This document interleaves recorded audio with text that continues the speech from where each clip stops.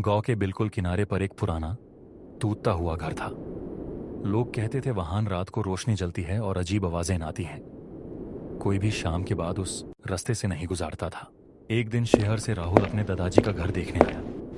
उसे नहीं पता था कि वही पुराना घर उसका ही विरासती मकान है। ये घर इतना सुना क्यों है? सब लोग इसे देखकर दार क्यों रहे हैं? बेटा, रात को वहां मत रहना। वहां कोई रहता है जो दिखाई नहीं देता। भूत भूत कुछ नहीं होता। मैं आज रात यहीं रुकूंगा। रात धीरे धीरे गहरी होती गई। हवा तेज चलने लगी। खिड़कियां अपने आप खड़खड़ करने लगी। राहुल ने अपना बिस्तर हॉल में लगा लिया। अचानक लाइट चाली गई। अरे बिजली भी अभी ही जाना था। अंधेरे में बाहर दरवाजे से हल्के कदमों की आहट सुनाई देती है। राहुल थोड़ा घबरा कर। कौन है वहां? कौन चल रहा है? कोई जवाब नहीं आता, सिर्फ ठंडी हवा का झोंका महसूस होता है।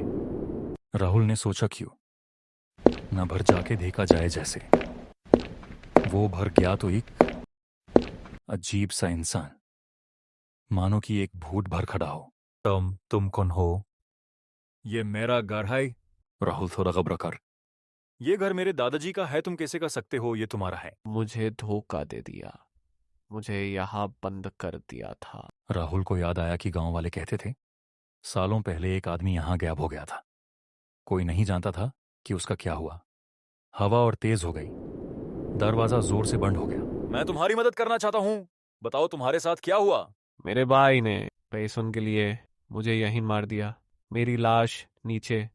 राहुल धीरे धीरे टॉर्च लेकर तहखाने की तरफ बढ़ा। दरवाजा खोलते ही तेज बदबू आई। जमीन पर पुरानी हड्डियां पड़ी थी। जैसे ही राहुल ने हड्डियों को देखा, अचानक पीछे से दरवाजा बंद हो गया। मुझे यहाँ से चेन दो। मुझे इंसाफ चाहिए बस। अली सुबह गांव वालों ने देखा कि घर के बाहर पुलिस खड़ी है। राहुल ने रात की सारी बात बता दी थी। पुलिस ने तहखाने से हड्डियां निकाली और पुराना केस दोबारा खोला। उस रात के बाद उस घर से कभी कोई आवाज नहीं आई।